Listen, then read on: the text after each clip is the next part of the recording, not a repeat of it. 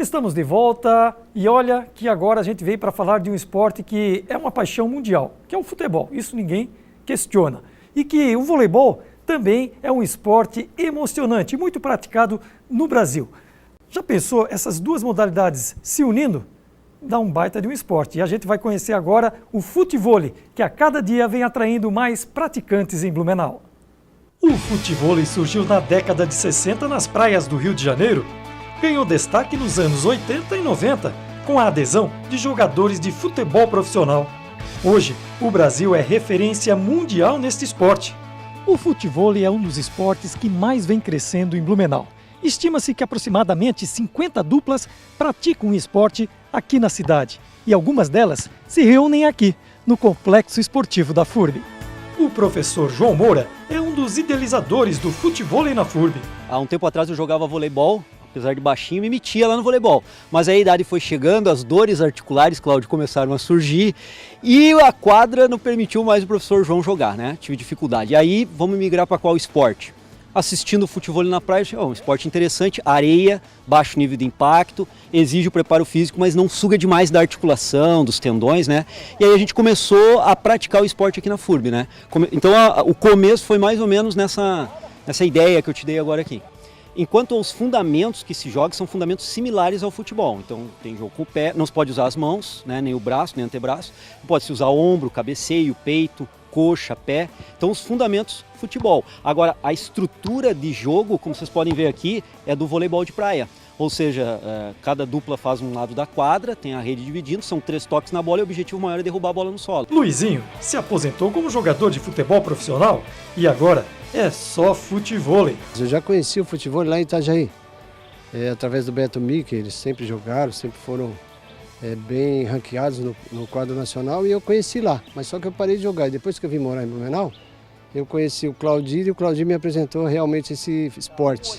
E aí eu me apaixonei e não parei mais de jogar. Demorou um tempo a aprender, mas depois que eu aprendi, a gente sempre joga aqui na FURB e é super divertido, muito, muito bom mesmo. Robledo é considerado um dos melhores jogadores do estado em sua categoria. Em 2013 eu fui campeão catarinense no nível intermediário, né? E a gente vai tentando, né? Quando dá para ir nas etapas, para tentar um resultado legal, né?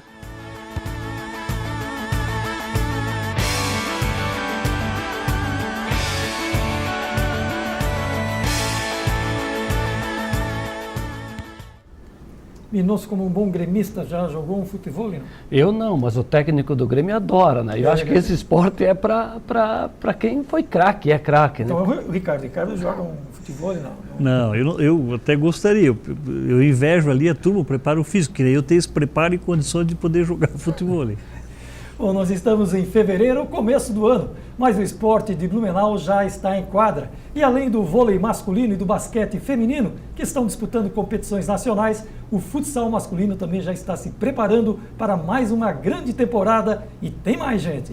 Nós estamos aí vendo a imagem da equipe de taekwondo de Blumenau, que fez intercâmbio com equipes de Itajaí e também equipes do Paraguai. Está aí o professor Vandeir fazendo um grande trabalho no taekwondo de Blumenau. Outra modalidade que já iniciou as disputas este ano é o vôlei de praia. Nós tivemos aí a primeira etapa do circuito catarinense de vôlei de praia, a categoria sub-21. Lá no início do programa eu falei sub-19, mas retificando é sub-21. E a dupla de Blumenau conquistou o título mais uma vez, a grande campeã desta temporada. As duas meninas, a Cris e a Luísa. E aí imagens do nosso voleibol masculino, que está em primeiro lugar na Liga B. Os 3 primeiros jogos, 3 vitórias por 3-0. A equipe do André Donegá, que no próximo sábado, dia 17, estará enfrentando Uberlândia aqui na cidade de Blumenau, na 4ª partida da Liga Nacional.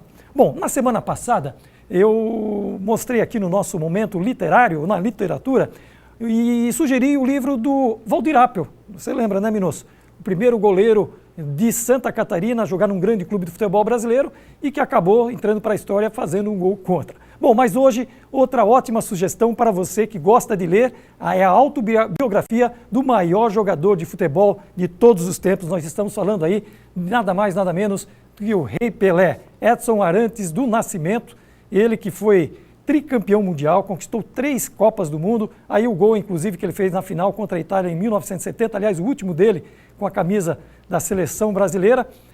A autobiografia do livro dele é muito bacana, então vamos ver aí o gol do Pelé, a repetição, e quando voltar para cá, aí a comemoração no México, o Pelé consagrado. E nesse livro aqui, ele conta toda a história da sua vida. Onde é que eu coloco aqui, Filipão? Aqui.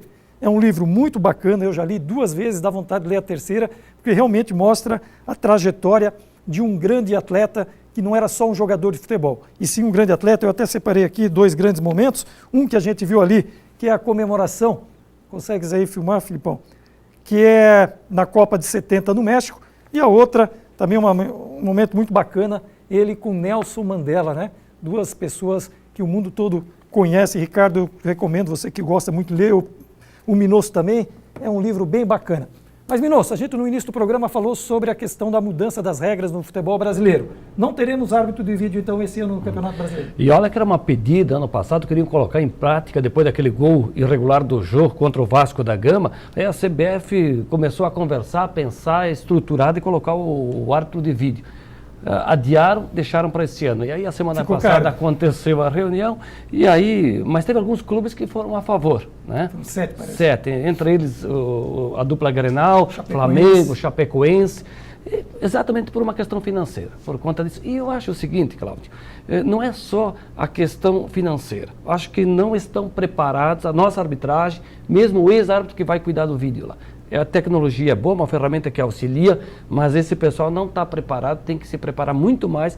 Um dia vai ter que colocar em prática. Isso vai acontecer. Espera a Copa do Mundo, depois quem sabe. Se bem que nós vamos ter na Copa do Brasil, na reta final. Sim, na reta final da Copa do Brasil. Rapidamente também, Minosso, a questão dos campos de grama sintética. Você acha uma boa para o futebol brasileiro? Coisa que a CBF tinha proibido, voltaram atrás. O Atlético, na Série A, único que tem lá, o estádio da Baixada, Joaquim Américo.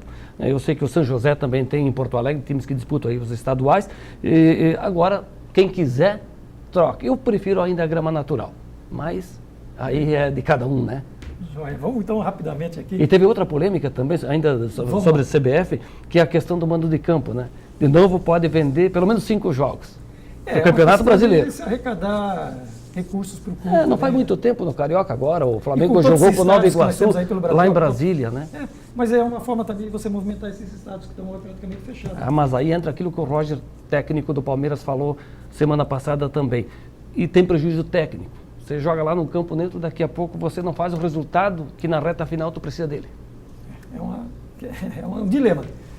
Vamos voltar ao nosso querido Parque Ramiro Ridiger. Polêmica que não falta em Blumenau, você sabe disso, né, Ricardo? Uma delas que surgiu na época do parque, e agora eu não sei se também já foi regulamentado, mas cachorros, nossos animais, como é que está a convivência? Nós entendemos que está muito boa. Tem uma minoria que não gostou, que a gente respeita, mas a esmagadora maioria está satisfeita. E a Vila Germânica e o Ramiro, no último final de semana de todo mês, né, ele está liberado para os cães. Então a gente disponibiliza nos 2 equipamentos aqueles saquinhos para caso o cachorro faça alguma necessidade, o proprietário possa usar para limpar. A maior parte do que vão lá são educados, já levam o seu plástico de casa. Então, assim, é um convívio harmonioso e mais do que justo que pelo menos uma vez por mês os animais possam frequentar o parque, lembrando que eles não entram nas quadras de areia, eles têm uma circulação externa e sempre estão com o seu dono do lado. Terceirização. Essa possibilidade existe, já volta e meia se fala sobre isso. A prefeitura tem conversado desde que, por exemplo, não haja não custo nenhum para quem é usuário do parque. Ele tem que continuar usando o parque de graça no que ele já usa. E que, se houver um investidor, que ele possa trazer novos equipamentos e sustentar com isso. E caso isso também consiga, que esses 35 a 40 mil reais por mês possam aí ser reinvestidos. Não é uma questão da prefeitura economizar. Ela poder levar melhora de serviço para o usuário do parque e essa economia possa ser investido mensalmente no Galegão. A última pergunta é sua, rapidinho, que já estamos estourando tempo. Sobre o ginásio do Galegão. Nós tivemos uma bela participação ano passado do futsal, agora, semana passada, estavam fazendo vistoria lá no SESI para mandar os jogos da Liga. O handebol também não pode jogar lá porque não atende às medidas oficiais no ginásio do Galegão. Estou falando da quadra. O que é possível ajustar nesse ginásio para tornar o local dos jogos dos representantes do Blumenau em competições nacionais? Há 10 anos eu ouço ou mais que tem que se aumentar a quadra e que tem solução. Ninguém tem solução até hoje. O que é obrigação fazer? Trocar o piso esse ano. O piso está absolutamente condenado, não dá para levar após ao fim do ano e nós vamos licitar até metade do ano a troca desse piso. seguramente. É um compromisso que nós temos que ter com as categorias de esportes que usam, senão nem isso eles vão poder usar. E uma ampliação, ela vai ficar para futuro. E tem que ver ainda se há condições no equipamento. Se alguém que está nos assistindo tem a solução, nos apresente. Nós estamos tão abertos ao diálogo. O Cláudio já foi dirigente lá também e sabe que tem muita falação. De concreto não tem nada. Ricardo, muito obrigado pela tua presença. Terça-feira de carnaval aqui com a gente é uma honra. Valeu? Obrigado pela oportunidade. Sucesso lá no parque, a gente vai estar sempre junto. Minosso, mais uma vez, obrigado. Eu que te agradeço. Amanhã é quarta-feira de cinza, dá para descansar tranquilo. Obrigado pela presença e pelo apoio aí. Bom, gente, estamos encerrando o programa de hoje, desde já agradecendo sempre a companhia de todos. Só lembrando que a reprise desse programa será na próxima sexta-feira, às 8 horas da noite. E você também pode acompanhar pela internet, acessando o YouTube e também o Facebook. E hoje vamos encerrar o programa fazendo uma homenagem. O nosso esporte perdeu um grande desportista, o comendador do esporte catarinense, Carlos Augusto Vieira. Em 1968, eu estava um dia na piscina do Guarani e lá tinha uma equipe treinando. E essa equipe era a equipe natação de Blumenau. E aí sim veio o sonho de ser um atleta de Jogos Abertos. Ele faleceu na última quinta-feira. Aos familiares, nossos sentimentos. Ao amigo Carlos Augusto, desejamos uma abençoada viagem.